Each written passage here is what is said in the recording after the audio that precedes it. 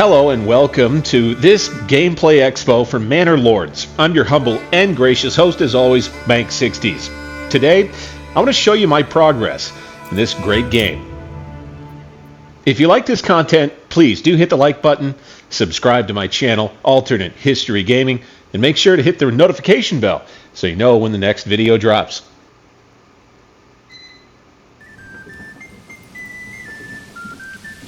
Here we have Immenreuth to start things off, and you'll notice right away how I've done things.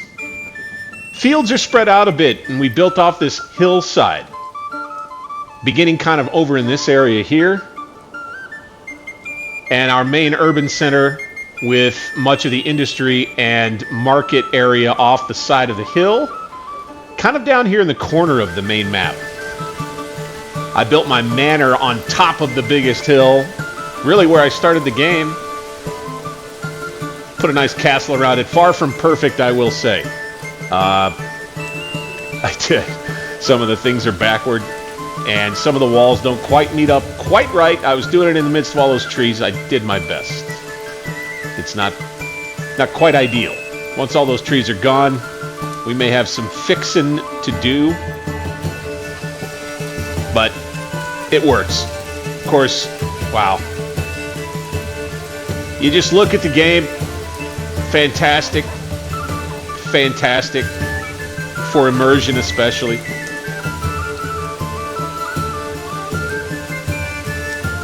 Nice flyover of our settlement, where it began, how far it has spread out this way, a little village around some farms, or tucked amidst them.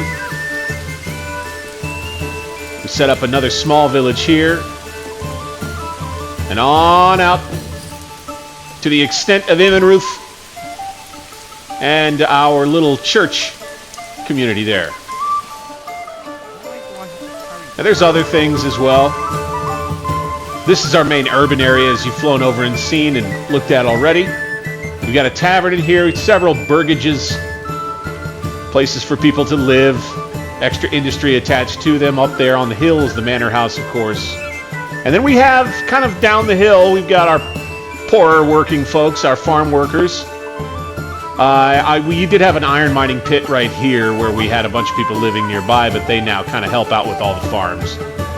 And it works out pretty well. Over here, another burgage area here, another little town, you might say, near this trading post where we have a lot of traffic. And of course, you know, typical thing, there's a lot of traffic that makes it look weird.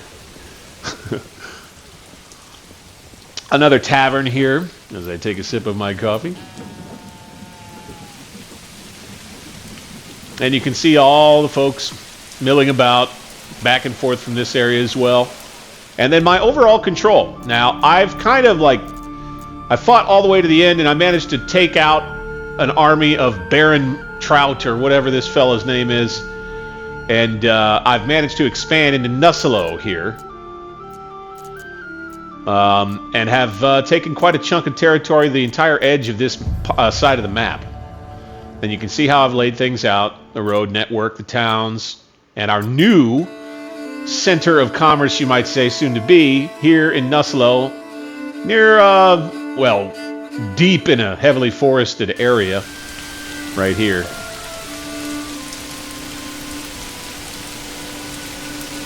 I just love the sound with the music. Sometimes I'll just do this for myself.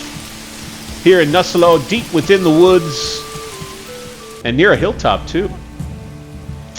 We're just starting to grow this little area here. Not a lot to it, really. I plan to just continue to expand kind of up into the forest. Probably, maybe even move a new manor house over here eventually. We'll see about that.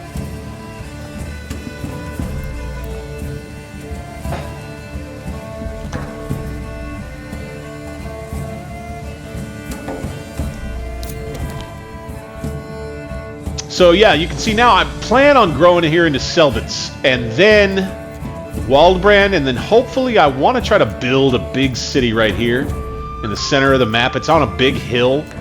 I think that would look really cool. It's just making it happen that's going to be kind of tricky.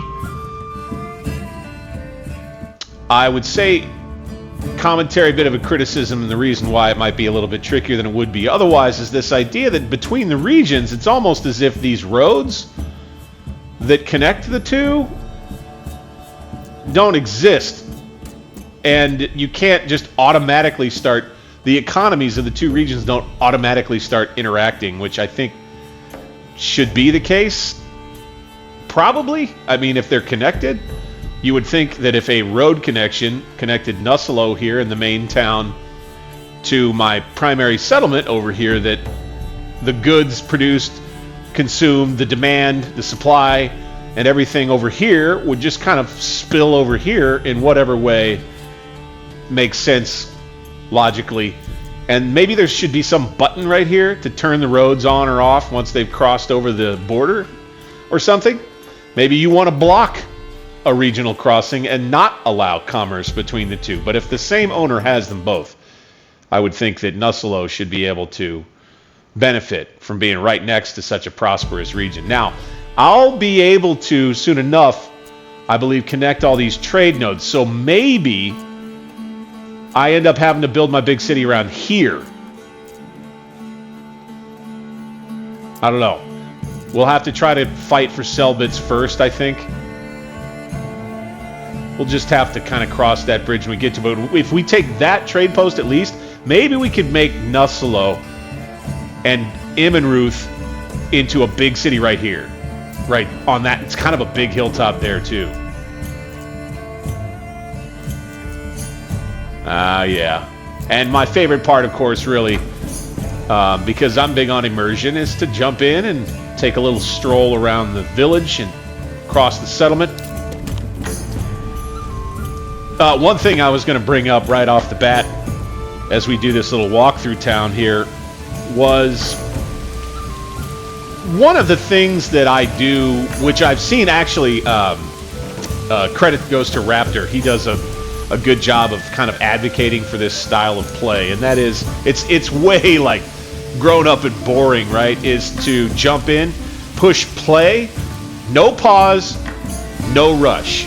You do not pause to think, and you do not rush in order to move time ahead to the next thing. And what ends up happening when you do that, and what helps you to do that is to jump in and immerse yourself in touring the settlement from time to time like this. It kind of just helps kill time, so to speak, if you've got the time.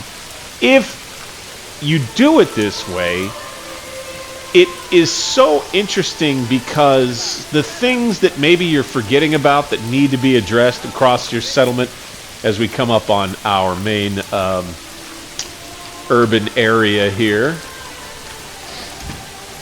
Our Lord visiting the families as they go about their business. I don't believe it's really raining anymore, but oh yeah, I guess it's still a little wet.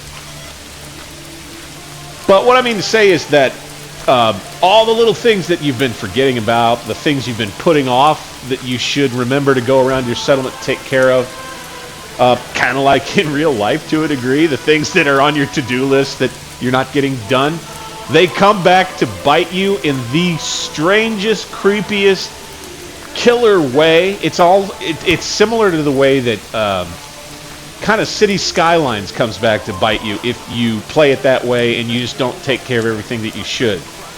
Is, again, hitting the play button and just letting it roll on a slow burn. Because when things start to go south, it's so weird how they go south, and it feels like they're going bad in a hurry and there ain't no stopping it, because you've let enough time go by that the problem has crept up into a monster, and there you have it. So I have to say that I recommend highly to play this game in particular, an economic simulator like this. Push the play button, don't rush it, don't pause it, most importantly, of course, and just kind of see how your experience goes, because mine's been pretty great.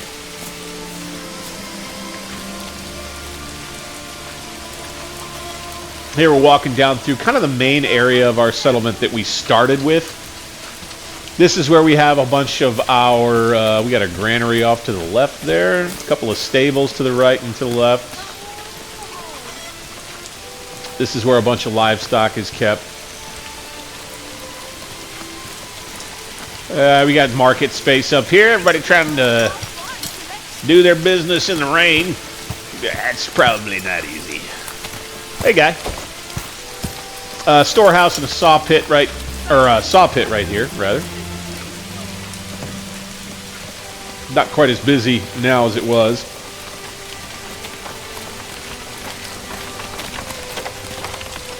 You can see our charcoal kiln up front. Charcoal pit, as it may be. Excuse me.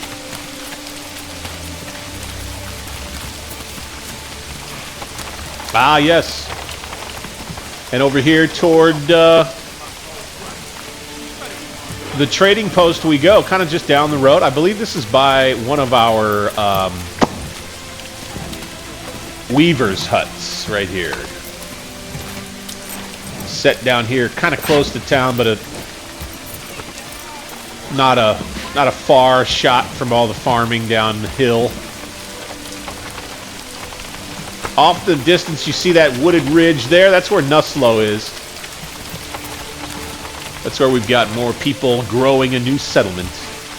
And again, I really do believe that commerce between this area I'm in right here and that of Nuslo up onto that ridge there should be interconnected, no problem. And the one should benefit from the other. I do hope that that gets looked at. We'll see. Otherwise, basically, you know, it just becomes a slower effort overall. You have to grow each individual region. Then it can kind of do what it needs to do on its own, with the trade nodes included. And then also, of course, the barter, the mule barter posts.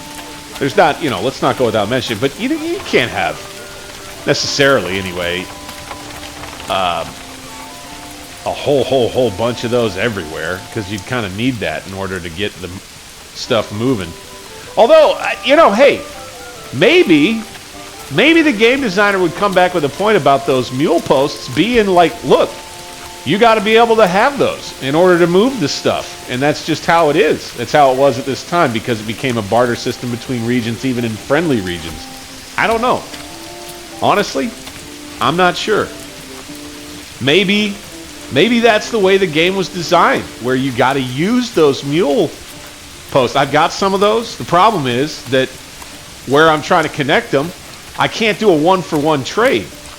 I'm not producing enough stuff on the one end in the new area in order to barter out enough stuff on the other end from the rich area. I don't know. There's a lady who's bringing back some a shield for her husband, I'm sure. That guy looks salty. Weird how people wore the color orange like they did. I'm guessing that was because it was a fairly easy color to make with dye. And there's our little burg near the tavern and trading post. Hey. Oh, wait. All right. I'll move out of the way. Sheesh.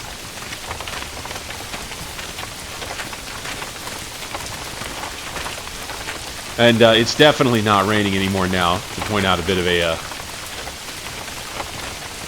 bug, maybe. Which is all right.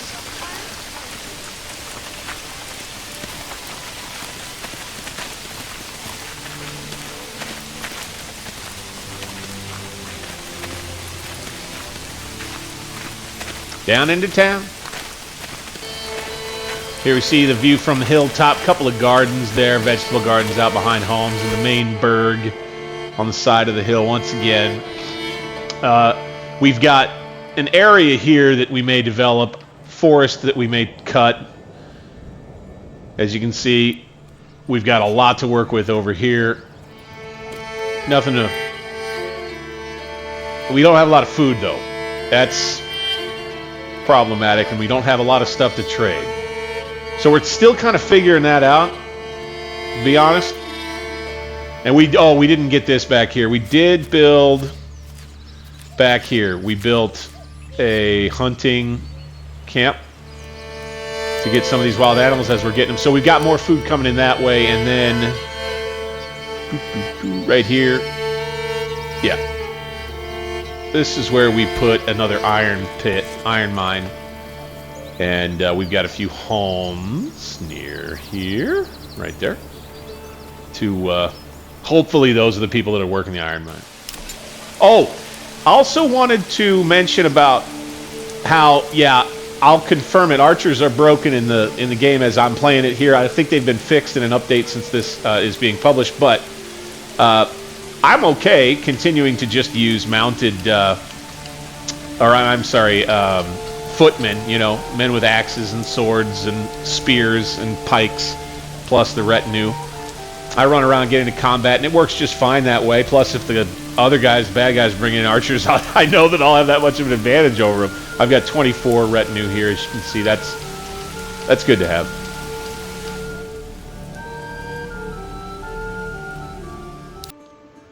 And then out here, this was kind of an interesting, kind of logistical thing. We had a war out here and a battle near the ridge, so I had to put a corpse pit and just have that ready, because in this game, when you have a battle, you actually got to clean up all the dead bodies. And so people will drag all the bodies back to this corpse pit, dump them there, and off you go. And as a matter of fact, that thing probably isn't really needed that much anymore. We'll keep... I think nobody over here is bringing bodies back, so yeah. And I know the top's a little cut off on the video. My apologies. I'll be better about that next time.